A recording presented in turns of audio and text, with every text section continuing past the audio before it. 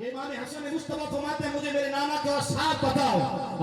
اوصاف، کمالات، خوبیاں، خصائص، حضور کے خصائص بیان کرو، حضور کی خوبیاں، کیونکہ اللہ نے میرے نبی کے اندر صرف خوبیاں رکھی ہیں. خوبیاں اگر کوئی کہے معاذ اللہ معاذ اللہ معاذ اللہ خامی ہے تو کافر ہو جائے. علماء نے ریڈ زون بنایا. قاضی عیاض الشفا میں فرماتے ہیں کہ حضور کی ناموس اور حضور کی عزت کا مسئلہ اتنا حساس ہے، اگر کسی نے کسی برائی کی نسبت میرے کریم آقا کی طرف کی تو فرماؤ کافر ہو جائے. جس شخص نے کہا کہ میرے کریم آقا کا لباس مبارک معاذ اللہ میلا تھا وہ کافر ہو گیا، وہ کافر ہو گیا. جس نے کہا میرے کریم آقا علیہ السلام کے ناخن مبارک معاذ اللہ بڑے تھے وہ کافر ہو گئے. جس نے شہر میں مدینہ کی توہین کری وہ کافر ہو گئے.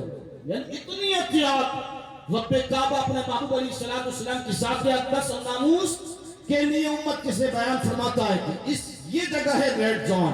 اسے کہتے ہیں ریڈ زون. میں نے کہا جب تمہارے کوئی ریڈ زون میں آ جائے تو تم طیارے گرا دیتے ہو، تم طیارے گراتے ہو. کہتا کہ یہ غیر قانونی کام کیا ہے. میں نے کہا سنو یہ تمہارا بنایا ہوا ریڈ زون ہے اور حضور کی عزت اور ناموس کا ریڈ زون رب نے بیان کیا ہے. تمام ملک کو خطرہ ہو سکتا ہے. میں نے کہا اس ریڈ زون میں جو آئے گا وہاں ایمان کو خطرہ ہو سکتا ہے.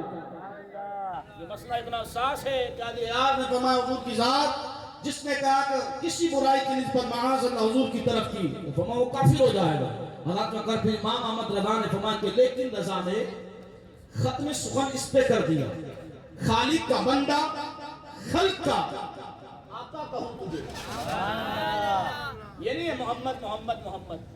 بعض لوگوں کی میں نے تفسیریں سنی محمد حضرت یہ کر نام ادب سے لو میرے کریم آقا کی ذات ہے.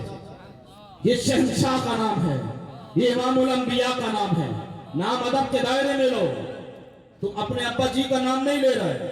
یہ حضور کی عزت کا معاملہ ہے. میں نے باغ جینا کے جلسے میں اپنے قائد محترم کی گفتگو کو سماعت کیا تو میرے قائد محترم نے ایک حدیث پاک بیان فرمائی اور فرمایا کہ حضور علیہ السلام کا سامان مبارک جب اونٹنی مبارک سے جب حضور کا سامان مبارک تو لفظ تو یوں تھا کہ گر گیا، زمین پر گرا. بعد لوگ تو یوں کہتے ہیں وہ گزر جاتے زمین پر گر گیا، لیکن نہیں. حضرت اکبر اتنی توجہ کے ساتھ اپنے قائد کی بات کو سماعت کیا. میرے قائد نے فرمایا جب میرے کریم آقا علیہ السلام کے سامان مبارک اونٹنی مبارک سے زمین پر تشریف لے آیا.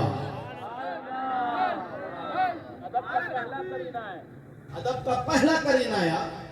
حضرت اکبر تم کہ تم 22 کروڑ میں بک جائے گا، تمہیں شرم نہیں آتی؟ اس کی جوتی میں کوئی نہیں خرید سکتا. یہ بازار مصطفیٰ میں بک گیا ہے، اس پر حضور کی نگاہ ہے. اب تو ماننا پڑے گا کہ لاکھوں کروڑوں پہ جلسے لگانے کے بعد تمہاری کرسیاں خالی رہتی ہیں، لیکن جو کارپوریٹ کو پیسے نہیں دیتا لیکن 2 نومبر کا جلسہ بتاتا ہے کہ یہ پاکستان ہے